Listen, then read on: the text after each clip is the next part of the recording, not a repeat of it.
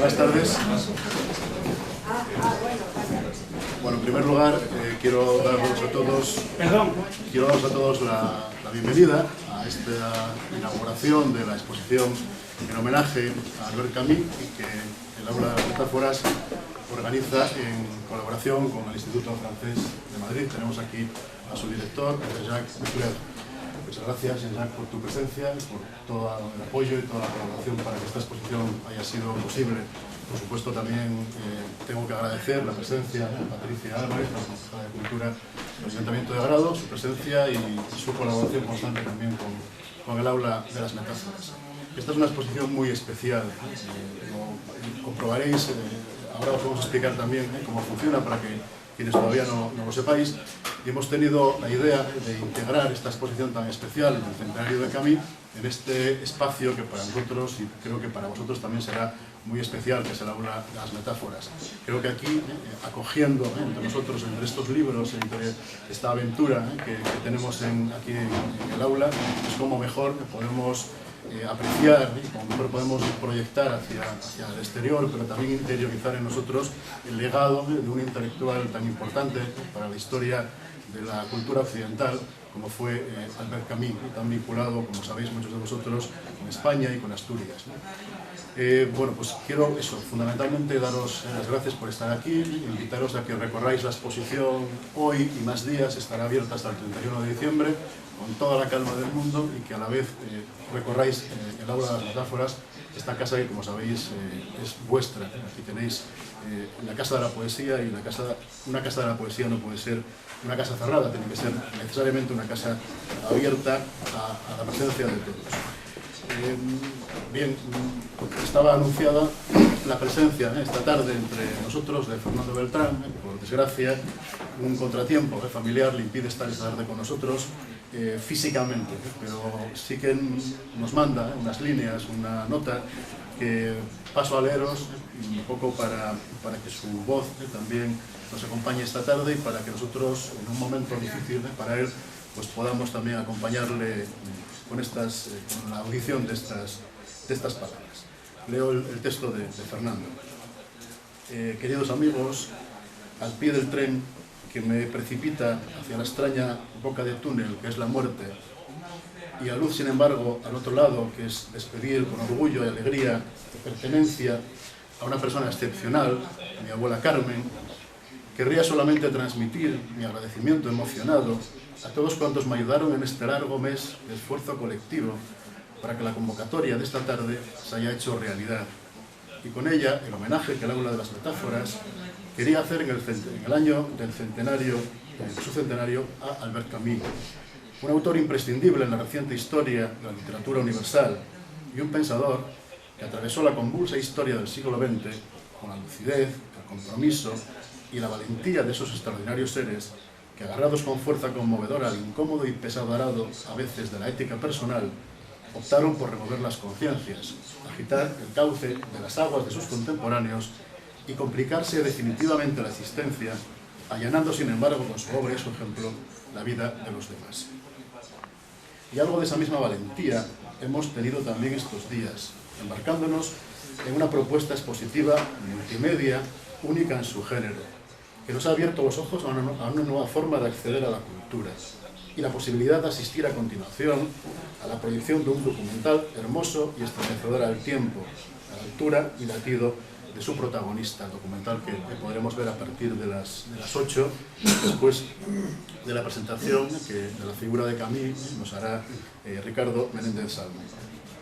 En fin, con pena, al abandonar la nave minutos antes tan solo de su bautizo de mar, os mando un abrazo enorme, Jean-Jacques, Ricardo, Gustavo, Patricia, y os pido a los demás que disculpéis la ausencia de quien tanto os insistió estos días atrás para que os acercarais a celebrar con nosotros a un personaje que ni se escabulló ni miró jamás hacia otro lado. Y hacerlo además en unos tiempos en los que quizás sea más necesario que nunca creer, como decía su amigo el poeta René Chao, que por los escalones mal iluminados del reloj de la verdad, que no suena cada hora, sino solo en los momentos de belleza y los dramas del tiempo, puede siempre descender alguien que afirme frente a la familia de los totalitarios el valor de estos bienes que son la conciencia atormentada y el combate refresca. O dicho de otra forma, al gusto de Camus, arriba los corazones. Gracias a todos, Fernando.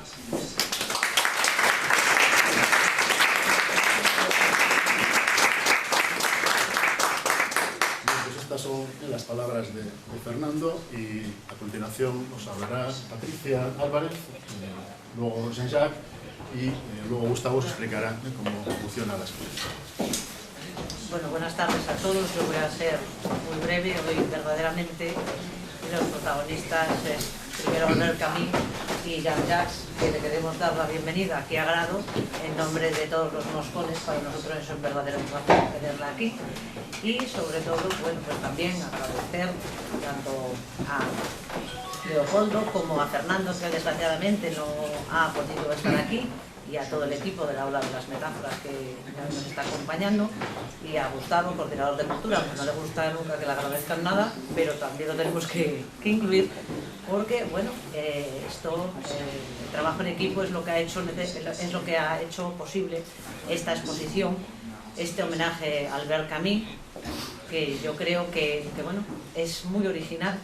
Y que además no solo nos permite rendir el homenaje del centenario a Albert Camus, sino también disfrutar del entorno, de las instalaciones y de la colección permanente del Aula de las Metáforas. Esperamos que la disfrutéis y que participéis activamente, no solo en esta actividad, sino en todas las que vayamos organizando, porque nosotros estamos encantados no solo de que estéis hoy aquí, sino de que sigáis viniendo, porque nuestra idea es que esta Casa de la Cultura tiene que ser una casa viva. Entonces, cuanta más gente venga y participe con nosotros, siempre estará la puerta abierta a todas las propuestas que se nos quieran plantear. Y luego, respecto a Albert Camus, bueno, pues solo queda decir que, bueno, es un referente universal a nivel de la literatura, de la filosofía, del humanismo. Y como anécdota, bueno, me gustaría reseñar que precisamente en el club de lectura de la Biblioteca de Grado, la primera lectura que se hizo fue precisamente El extranjero de Albert Camus. Hace 10 años, fíjate. Dicho esto, yo creo que ahora solo queda disfrutar de esta maravillosa tarde en buena compañía y que queráis repetir con próximas actividades que estaremos organizando. Y damos paso a Jean-Jacques, que estamos encantados de tenerla aquí. Bueno, este año hemos hecho varios eventos acerca de la figura o alrededor de la figura de Albert Camus, y este finalmente será el último del año y se va a cerrar lo que llamamos el año Camus, pero no es tan solo cuestión de un año, sino que iremos más allá de la simple conmemoración. Hicimos, por ejemplo, en el mes de marzo en Madrid, vino a hacer lecturas un actor español que habla un francés perfectísimo y que se llama Josep María Flotats, y que vino a leer textos de Camus que yo desconocía, entre otros un texto que dice ¿por qué España? Y bueno, es un poco largo, no lo voy a leer, no tengan miedo, pero solo una parte que me gustó muchísimo. Había venido Josep María Flotats con otro director de teatro francés que se llama Daniel Mesguich, y de modo un poco raro, Daniel Mesguich, que es un hombre muy político, solo leyó textos poéticos de Camus, Le Retour à Tipaza, Nos, extractos de una belleza poética increíble, y Josep María Flotats, de su lado, se consagró o enfocó en los textos más políticos y más comprometidos de Albert Camus. Y fue una velada estupenda. Resulta que Camus había escrito État de siège, Estado de sitio, que es una obra de teatro sobre, bueno, el tema sería lo humano preso de la locura de los políticos, de los que fomentan las guerras, los extremos, etc. Y para Estado de sitio había escogido España. Y hay un crítico en la época de derechas que le dice, pero ¿por qué usted escogió España? Mejor hubiera sido escoger un país del bloque soviético, para hablar de la destrucción del hombre por la máquina totalitaria, etc. Y entonces se justifica Camus diciendo ¿por qué l'Espagne? ¿Pourquoi l'Espagne? Y hay un momento que me gusta mucho. Lo leo en francés y después se lo traduzco, o intento traducirlo claramente. Ceci étant clairement dit, pourquoi l'Espagne? Vous l'avouerai-je, j'ai un peu honte de poser la question à votre place. Pourquoi Guernica, Gabriel Marcel? Pourquoi ce rendez-vous pour la première fois, à la face d'un monde encore endormi dans son confort et dans sa misérable morale? Hitler, Mussolini et Franco ont démontré à des enfants ce qu'était la technique totalitaire. Oui, pourquoi ce rendez-vous qui nous concernait aussi? Pour la première fois, les hommes de mon âge rencontraient l'injustice triomphante dans l'histoire. Le sang de l'innocence coulait alors au milieu d'un grand bavardage pharisien qui justement dure encore. Pourquoi l'Espagne? Parce que nous sommes quelques-uns qui ne nous laverons pas les mains de ce sang-là, quelles que soient les raisons d'un anticommunisme, et j'en connais de bonnes, etc., etc. Quedando esto claramente dicho, ¿por qué España? Lo tengo que confesar, tengo vergüenza hasta de poner la pregunta. En su lugar, señor Gabriel Marcel, ¿por qué Guernica? ¿Por qué esa cita en la que por primera vez a la faz de un mundo todavía dormido en su confort y en su miserable moral, Hitler, Mussolini y Franco demostraron a niños lo que era la técnica totalitaria? Sí, ¿por qué esa cita que le tocaba a usted reflexionar en ella también? Por primera vez, los hombres de mi edad encontraban la injusticia triunfante en la historia. La sangre de la inocencia corría entonces en medio de un gran bavardage de unas cuantas palabras inútiles, estilo farisino, que justamente sigue durando y dura todavía, etc. Esto para mostrar, ¿cómo decir?, el aspecto comprometido y que no deja pasar nada de Albert Camus. Esto fue un extracto de Combat y el tono de Camus en todo este extracto me recuerda, porque estamos en la Casa de la Poesía, el final del poema de Pablo Neruda, España en el corazón, cuando termina diciendo venid a ver la sangre por las calles, y lo repite así. Realmente es, como decir, el mismo soplo poético que encuentro en este momento entre Pablo Neruda y Albert Camus. Y voilà.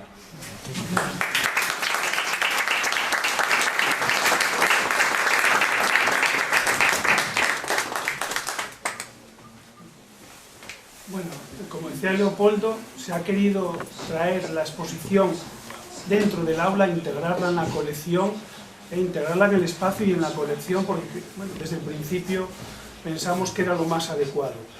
Ya en la entrada las flechas te indican, tenemos, como bien podéis apreciar, siempre de música de fondo, bueno, de sonido de fondo al propio Albert Camus leyendo El extranjero, L'Étranger, y sacarle jugo realmente a la exposición es dedicarle un poco de tiempo. Hoy probablemente no sea el mejor día por la aglomeración, un poco de gente por la inauguración. Decir que va a estar abierta la exposición hasta finales de mes en horario de 6 a 9 de la tarde con personal municipal que haga un poco de seguimiento, de apoyo, incluso prestando un dispositivo móvil si hace falta para la gente que acuda. Es muy sencillo, hay wifi también, como veis ahí, hay una wifi habilitada ex profeso para que sea fluida. Se carga una aplicación a través del Google Store o de cualquier aplicación y inmediatamente con el lector de códigos QR pues te van enseñando tanto imágenes como un poco el recorrido. Hay 7 paneles, un poco cronológicamente. Los que no indican nada suelen ser pues extractos o trozos de la obra de Albert Camus.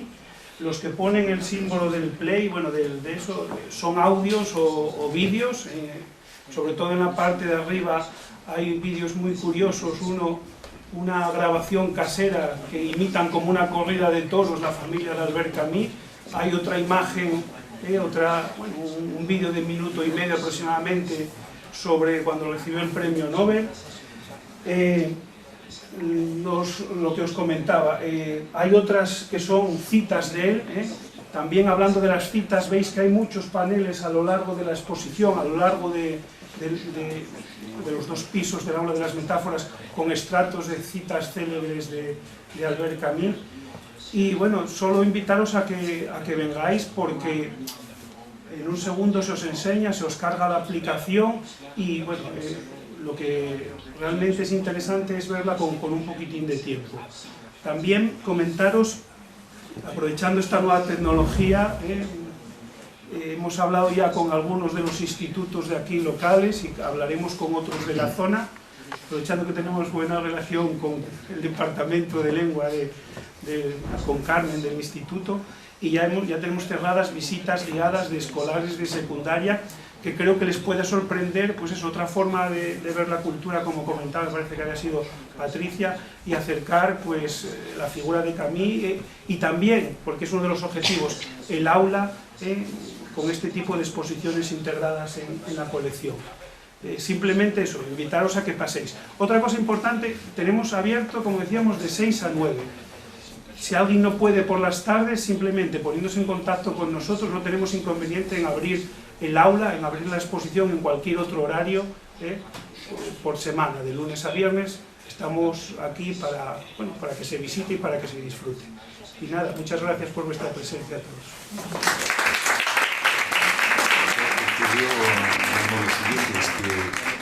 En realidad me puso Amancio Prada en contacto con Fernando Beltrán, y gracias a Amancio conocí a Fernando Beltrán y nos encontramos en Madrid, y él me habló del aula de las metáforas, y dijimos, ¿y por qué no traer la exposición de Albert Camus allá? Y así fue.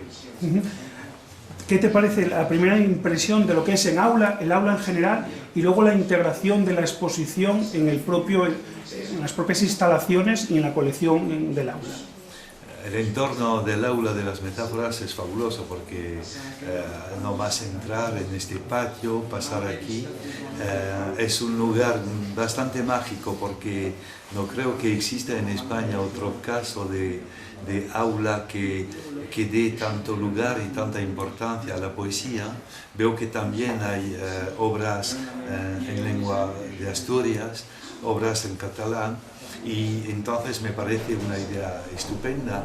Ahora, la exposición interactiva de Albert Camus, tal como la concibió el Instituto Francés en París y que está viajando por varios lugares, se integra perfectamente, porque pasamos de un lugar a otro en lugares un poco recónditos, escondidos, y con el sistema de la interactividad es fabuloso, porque entramos de lleno en la exposición. Y finalmente, unas palabras sobre Albert Camus, sobre su importancia en el ámbito literario, filosófico, como humanista.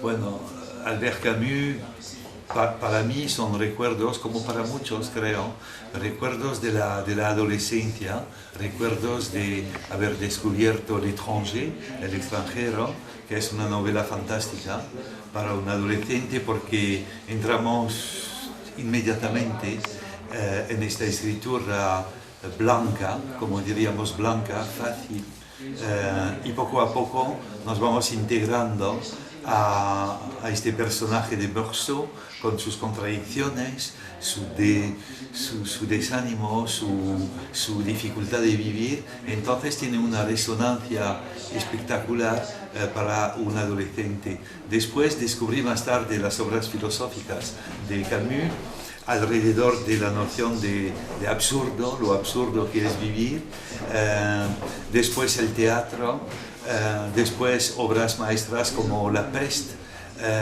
Creo que ha marcado de modo duradero el siglo XX y más allá del siglo XX, los tiempos por venir, porque es un hombre sincero, un hombre comprometido, un hombre que ha vivido una vida difícil también en la infancia con su madre muda, una separación difícil de Argelia y un gran humanista.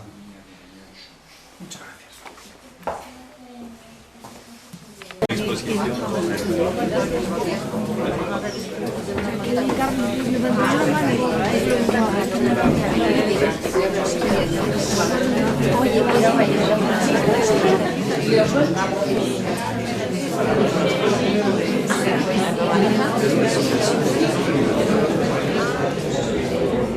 Una de las actividades con las que homenajeamos desde el aula de las metáforas y el Instituto Francés a Albert Camus, a la figura de Albert Camus. Vamos a ver un documental, pero antes de ver ese documental vamos a escuchar a Ricardo Menéndez Salmón, a quien agradezco muy sinceramente su presencia esta tarde aquí con nosotros en la aula de las metáforas, en este acto de homenaje a uno de los autores que, según confesión propia, más cercano está a él, a su escritura, a su modo de concebir la escritura. Ricardo Menéndez Salmón, como todos sabéis, es novelista, es autor de esa famosa trilogía del mal, esas 3 novelas agrupadas bajo ese rótulo. Su última novela es Medusa, y aparte de esto es autor de libros de relatos, de algún texto dramático, un poema también, y ejerce la crítica en diversos medios. Es raro que abran ustedes, que abráis vosotros las páginas del diario, del suplemento cultural de la Nueva España, no aparezca una reseña o un artículo de Ricardo Menéndez Salmón hablando de escritores cercanos a su forma de concebir la escritura, y es raro que no aparezca su firma entre las que homenajean durante estos últimos meses a Albert Camus. Bien, habéis venido a escucharla a él, no a mí, por tanto, os dejo con él. Muchas gracias de nuevo a Ricardo, muchas gracias también a vosotros por vuestra presencia.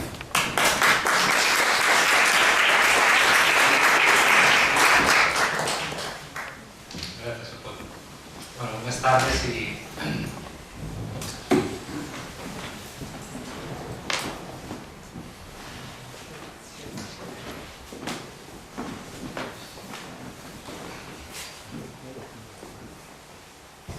esperamos a que Blanca se siente.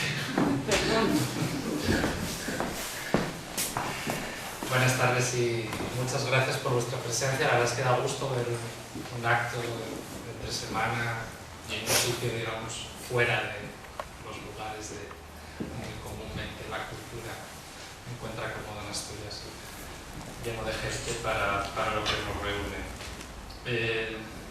Me siento muy feliz de estar aquí y bueno, quería agradecer personalmente a Fernando en ausencia, ya que no nos puede acompañar por este problema familiar que nos comunicó Leopoldo, y en particular quería dar las gracias a Manolo García Rubio, porque fue él un poco el muñidor, quien urdió desde el correo electrónico la posibilidad de que yo estuviera aquí, que me cursó la invitación, digamos, de modo oficial.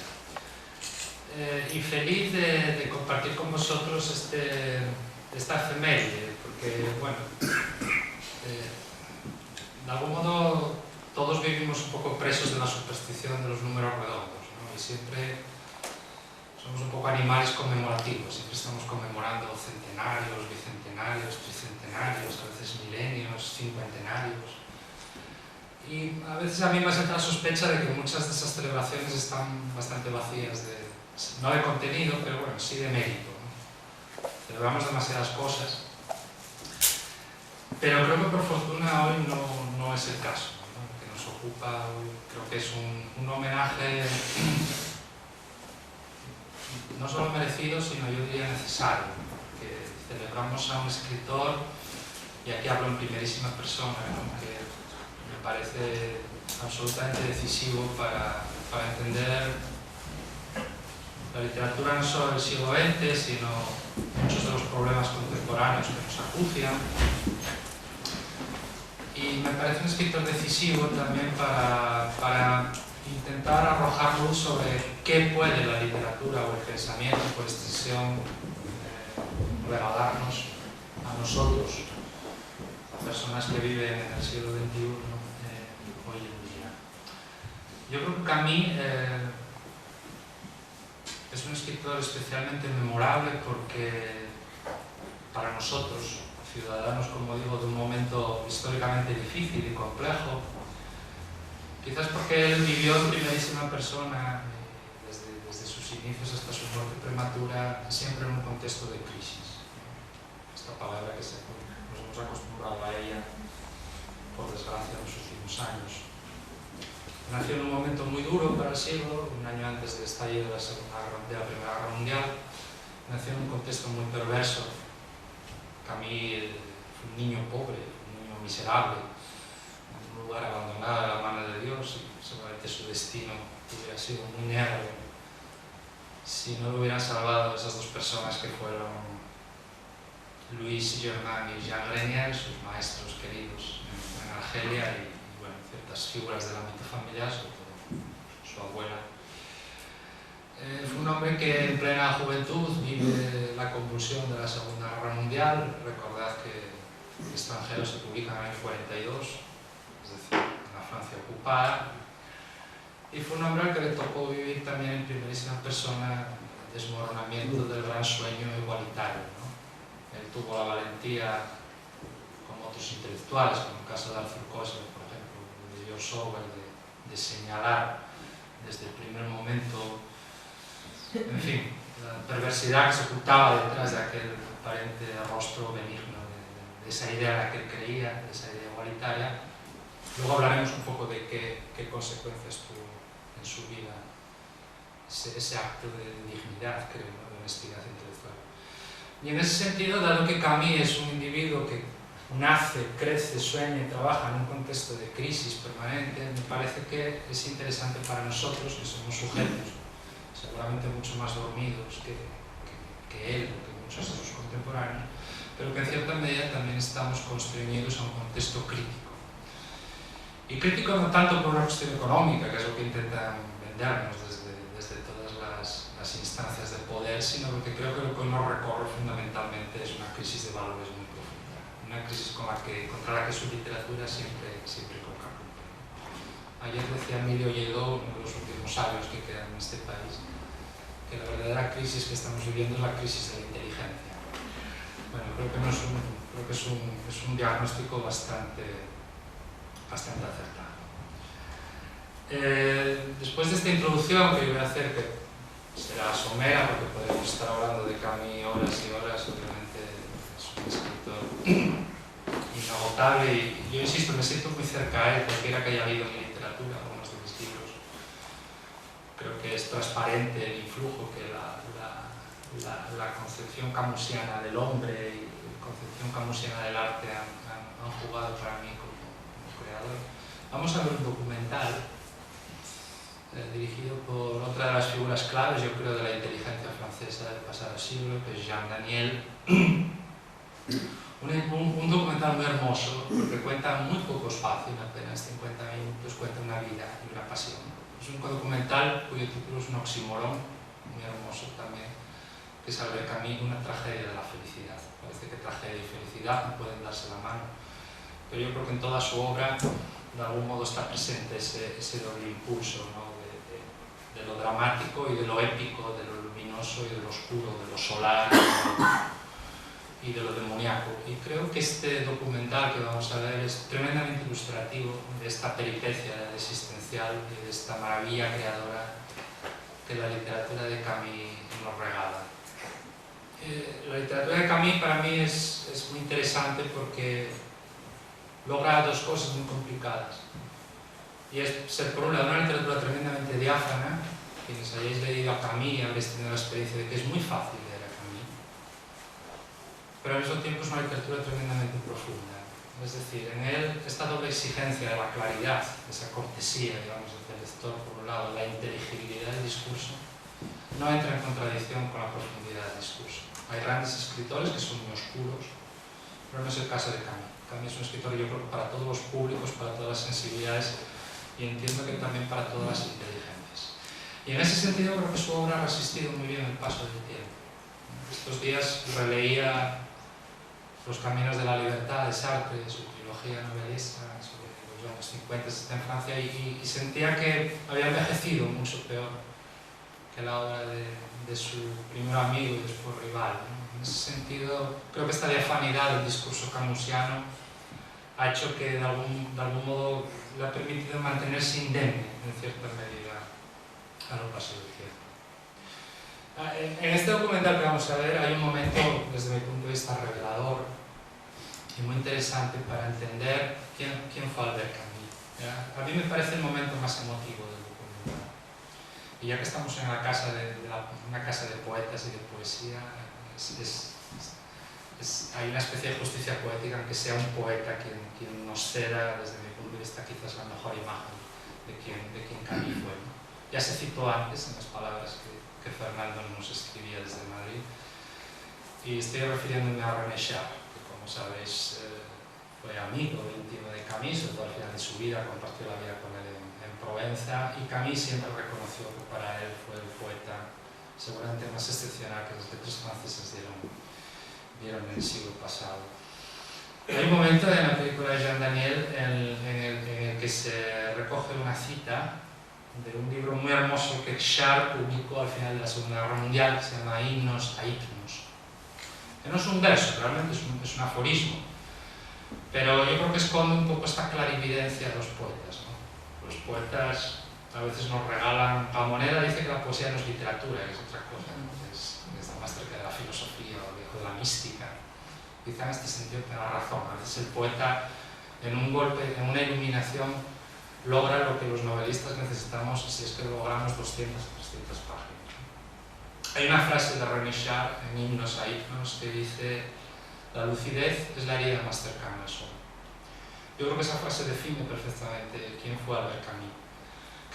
Que en mi ánimo fue sobre todo un hombre lúcido, pero cuya lucidez conllevaba una herida. Es decir, la lucidez no es solo un don, no solo es un bálsamo, no solo es un asilo, no solo es un lugar de confort y de refugio, sino que también es una herida profunda. Porque la persona lúcida obviamente tiene un acceso a la realidad mucho más inmediato, mucho más profundo que el común de los mortales.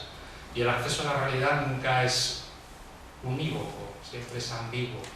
La lucidez nos obliga a ver las cosas buenas, pero también nos obliga a ver las cosas malas. Por eso hablaba de la obra de Camus y del personaje de Camus como esta especie de complot, esta especie de mezcla entre lo luminoso y lo oscuro, ¿no? Entre lo solar y lo demoníaco. Yo creo que Albert Camus fue un hombre lúcido desde muy joven y murió lúcido. Y también por eso el tiempo lo ha respetado, frente a la obra de otros contemporáneos que creo que no han salido indemnes de su falta de lucidez en ciertos aspectos. Como sabéis, la obra de Camus, a pesar de una vida breve, Camus muere con 47 años, es decir, en el mejor momento de un creador, seguramente seguramente lo habría alcanzado, aunque voces malintencionadas decían que sí, estoy seguro de que no. Esta brevedad de la vida también en cierta medida se corresponde a una brevedad en la obra. La obra de Camus no es muy vasta si la comparamos con la obra obviamente de otros escritores, pero eso nos permite también, bueno, poder acercarnos a ella rápidamente y hacer un rápido recorrido, una especie de traveling por lo que fue su obra, que se asomó a muchas cosas, ¿no? Porque en el mito de Sísifo, en este breve libro, Camus encabeza este libro con un verso de Píndaro, de una pítica de Píndaro, que dice: oh alma mía, no aspires a la vida inmortal, pero agota el campo de lo posible. Yo creo que esto también refleja muy bien la experiencia vital de Camus. Un hombre alejado de cualquier tentación de inmortalidad a través de las creencias, pero que realmente en su vida y en su obra intentó agotar todo el campo de lo humanamente posible, como si nada le fuera ajeno, ¿no? Por eso tenemos el Camus novelista, por eso tenemos el Camus filósofo, ensayista, por eso tenemos al Camus teatral, por eso tenemos al gran periodista, y por eso tenemos también al Camus de los diarios, al Camus de los carnés, al Camus memorialista, que es siempre solidario. Es decir, yo creo que el interés de esta obra es que, a pesar de que Camus desarrolló su trabajo en muchos ámbitos, todos ellos resuenan entre sí y todos están muy bien articulados, como suele suceder en los grandes. en los grandes creadores. Antes de hablar de esta obra muy brevemente, solo me gustaría también decir a título personal que yo amo mucho la figura de Camus porque también en él se cumple algo muy difícil de encontrar en el mundo del arte, en concreto de la literatura, y es que creo que fue un gran creador y fue un gran hombre. Es decir, fue un gran escritor y fue una gran persona. Eso no es sencillo de que suceda. Hay un momento muy interesante en la tercera parte de la autobiografía de Coetze, el premio Nobel sudafricano, en verano, donde él dice que es muy difícil ser un Tolstoy en la vida y en la literatura.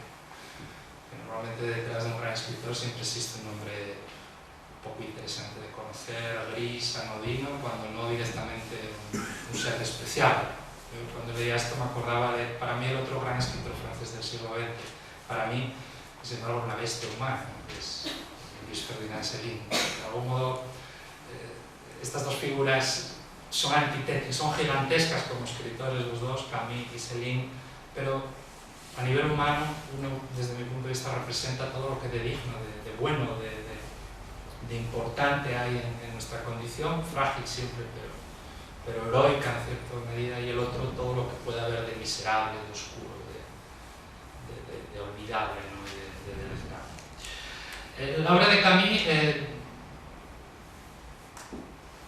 sabéis, se concreta la obra narrativa en muy pocos títulos. Aquí se ha hablado de su pieza consagratoria. Camus entra como un elefante en una chatarrería en la literatura, con 29 años publica El extranjero y se hace famoso de la noche a la mañana, en un momento histórico muy difícil. Pensar que El extranjero se publica en el año 42 en una Francia ocupada por la editorial Gallimard, y sin embargo la novela es una convulsión, ¿no?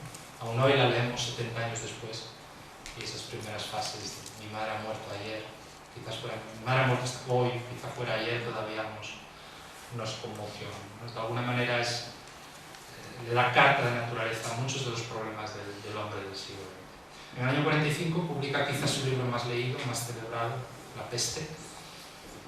Digo más leído y más celebrado porque quizás es el libro también que más permite interpretaciones. Es un libro que tiene un capital simbólico tan inagotable que hay miles de interpretaciones posibles sobre lo que la peste significa. En el año 56 escribe una novela, yo creo que poco leída, quizás la obra menos leída de Camus, pero desde mi punto de vista muy interesante, porque creo que es la obra donde más aparece el Camus persona, el Albert Camus hombre, el individuo, que es La caída, de Chute. Una obra muy dura consigo mismo, yo creo, en la que creo que en cierta medida lo que narra es su fracaso el fracaso de su vida con su esposa y los problemas que siempre tuvo como marido y como padre, cosa que Jean Daniel no esconde tampoco en su película. Esto me gusta de la película. La película vais a ver que no es hagiografía. Hay momentos en los que Jean Daniel también se asoma a este lado menos amable de la figura Camus como padre y como esposo. Y en el año 57, el año del Nobel, escribe un libro muy hermoso de relatos que es El exilio y el reino, son 6 pequeños textos. Ahí se agota la producción narrativa de Camus, que como veis es muy breve, cabe en 500 páginas, no hay más, no necesito más, ¿no? Queda ese proyecto inacabado, que en Francia, si no me equivoco, se publicó en el año 94, ¿no? Que es El primer hombre, esa novela que estaba redactando cuando se mató en el accidente de tráfico, y que en España está publicada, la podemos leer en Busquets, y que aunque es una obra inacabada, yo creo que destila el genio que había detrás de Camus. Luego tenemos su teatro, que estos días discutía con nadie que sabe mucho más que yo del teatro, Roberto Corte, el director de La Ratonera. Él me decía que el teatro de Camus había envejecido mucho peor que su narrativa y que su pensamiento, quizás porque era un teatro muy ligado a circunstancias históricas, también porque no debemos olvidar que el teatro, al menos durante el siglo XX, de algún modo quizás fuera el arte literario más precisamente ligado al aquí y a la ahora, ¿no? Una especie de teatro de combate, una especie de teatro pedagógico, si queréis, en el sentido graciano del término. Pero me gustaría hablar del teatro de Camus porque creo que a los asturianos nos toca muy de cerca. Esto es algo que, bueno, es muy guapo de contar, ¿no? Yo presumo de ello, siempre lo puedo decir, porque el único intelectual que yo sepa que miró a la comuna asturiana en nuestro octubre del 34 fue Albert Camus, cuando era apenas un niño de 24 o 25 años. cuando monta de un modo muy ingenuo, porque va siendo muy ingenua, ¿no?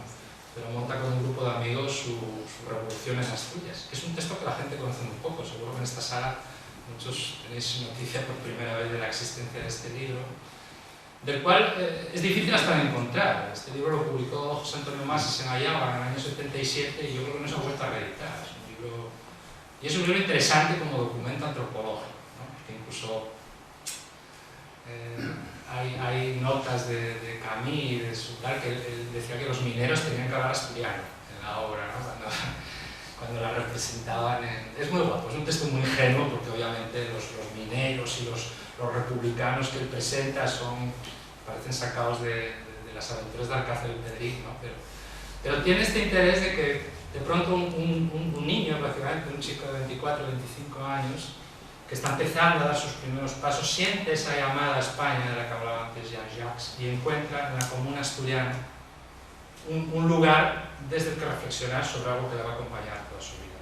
Sabéis que la vinculación de Camille con España es muy profunda porque viene de la sangre y además viene de la persona que para él fue decisiva en su vida. Su madre era menorquina y esto conviene no olvidar. Digo que Camille es el más español de los escritores no españoles que ha habido, ¿no? Por lo menos de los buenos.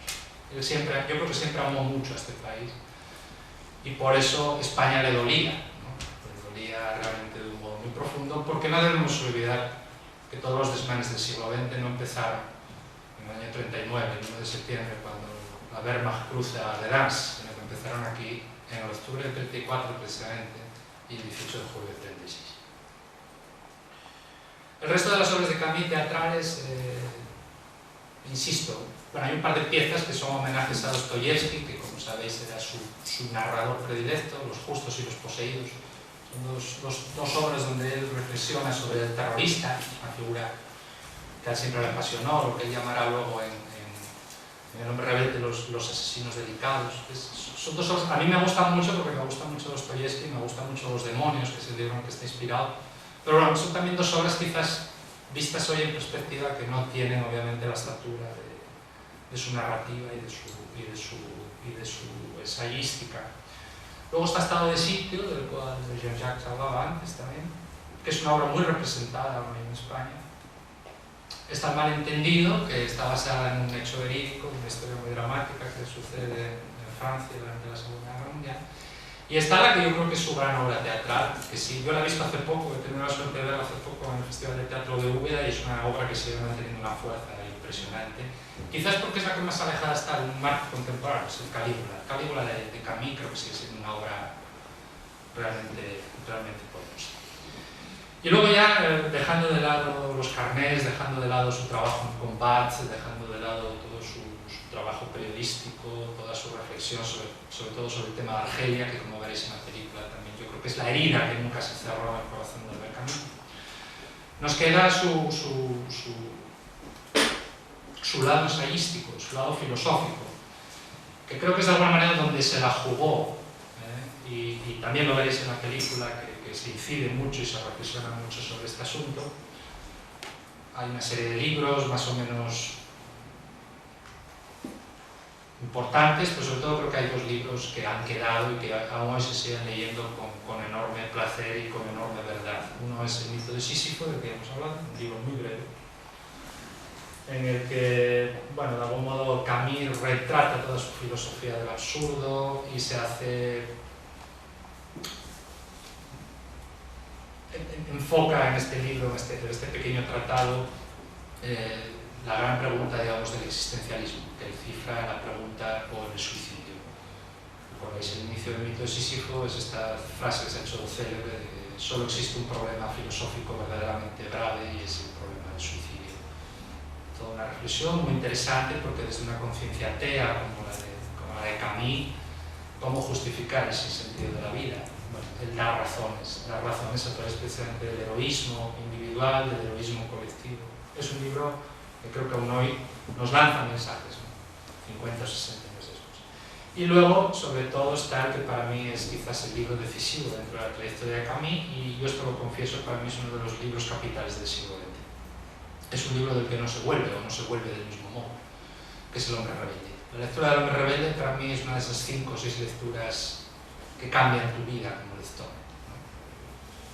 Yo leí El hombre rebelde joven, con 20 años, en esa edición maravillosa que hay de Losada del año 53, una traducción de Luis Echavarri. El libro no se publicó en España, obviamente, se publicó en Argentina, pero se publicó muy pronto, después de la edición original de Gallimard del año 51.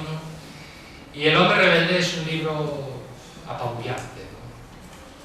Es un libro inagotable, es un libro donde Camus creo que lanza todas las naves, las pone encima de la mesa. Es un libro bellísimamente escrito, a pesar de ser un libro de filosofía. Es un libro en el que rompe una lanza a favor del hombre que dice no, del hombre que se niega a seguir criterios de autoridad porque sí. Y es el libro que le supone la condena definitiva de sus compañeros de viaje de la izquierda, no solo francesa sino europea, porque la acusan de mala fe, la acusan de haberse convertido en un burgués. Ese libro donde él denuncia, de algún modo, negro sobre blanco, qué se suponía o qué intuía que estaba sucediendo bajo el paraguas del comunismo soviético. Fijaros que es un libro escrito 6 años antes de que Nikita Khrushchev, en el 20 Congreso del Partido Comunista, abra las puertas y diga: la experiencia soviética ha sido esta es la verdad del estalinismo. Este libro, como veremos en la película, en los fragmentos más dramáticos de la película, supone su ruptura con Jean-Paul Sartre, supone su ruptura con Temps moderns y supone la satanización, en cierta medida, de la figura de Camus en un momento donde era muy difícil bajarse de ese barco. Era muy fácil estar todos unidos y todos en la misma dirección y de pronto desmarcarse y decir: no quiero seguir por esta senda, esto no me convence, este no es el comunismo por el que yo he luchado. No hay una renuncia al comunismo por parte de Camus, hay una renuncia al rostro que el comunismo adquirió bajo la férula soviética. Era muy difícil hacer eso en ese momento y creo que eso le da una dignidad a Camus a nivel individual enorme, y el tiempo, además, por suerte, por desgracia, le ha dado la razón. En fin, luego en el año 57 llega el Nobel, llega la consagración y llega la crucifixión también. Sabéis que de esto seguro Jean-Jacques sabe mucho más que yo. La recepción del Nobel en Francia, una cosa muy peculiar, ¿no? Que parece que no se celebró realmente como un éxito, sino más bien todo lo contrario. También Jean Daniel haga la película de los titulares de prensa. Y después de esta consagración en vida, pensad que Camus es el Nobel más joven de la historia de la literatura. Solo Rudyard Kipling había recibido el Nobel antes que él, es premio Nobel a los 44 años, el Nobel a mí dentro de 2 años. O sea, una cosa que no está al alcance de cualquiera. Pues llega la muerte, ¿no? Llega la muerte en el año 60, en un accidente de circulación, en el año 60, y Camus se apaga, queda su obra. Y yo creo que para mí, y esto también es a nivel obviamente personal, no tiene por qué compartir los demás, hay 2 dramas de muertes prematuras en el pensamiento, en la literatura del siglo XX. Una para mí es la muerte de Walter Benjamin en Portbou, en el año 40, el suicidio del pensador alemán. Para mí seguramente el escritor más singular que ha dado el siglo XX y una de las figuras capitales para entender por qué el siglo XX fue como fue. Y otra es la muerte de Camus, ¿no? Yo siempre me pregunto qué hubiera sido el Mayo francés con Camus. Pensar que Camus hubiera llegado al Mayo francés con 55 años. Era un niño, ¿no? Estaba en lo mejor de su vida creativa, en su plena madurez. ¿Qué hubiera sido el año 89, la caída del muro, el año 91-92, la disolución de la Unión Soviética, vista a través de los ojos de Camus? Camus incluso podría haber vivido el 2001, los atentados de las Torres Gemelas. Podría haber sido un abuelo venerable de 90 años, ¿no?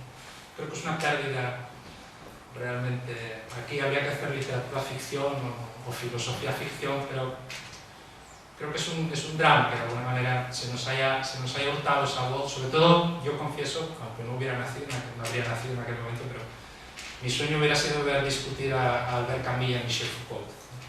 Ver a Camus y a Foucault en mayo del 68, pero a mí me parecería el mayor, no sé, la mayor aventura intelectual del siglo XX. Bueno, dicho esto, y para no extenderme más, porque lo importante ahora es disfrutar de la película, que es maravillosa. Además vais a ver imágenes de Camus que nunca hemos visto. El arranque de la película es hermosísimo con esta escena familiar de la corrida de toros. Veréis un Camus muy cercano, muy tal. Solo me gustaría acabar con una frase que Camus escribió, confieso que no recuerdo en qué libro, pero que yo hago mía desde mi literatura y hago mía también de alguna manera como ciudadano, ¿no? Que al fin y al cabo es lo que todos somos.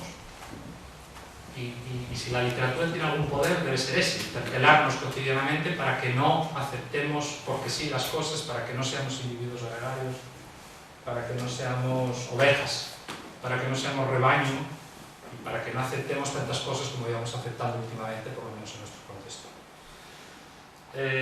Camus dice en algún momento de sus escritos que cuando al hombre se le niega una esperanza mayor, es el momento en el que se adueña verdaderamente de la realidad. Lo dejo.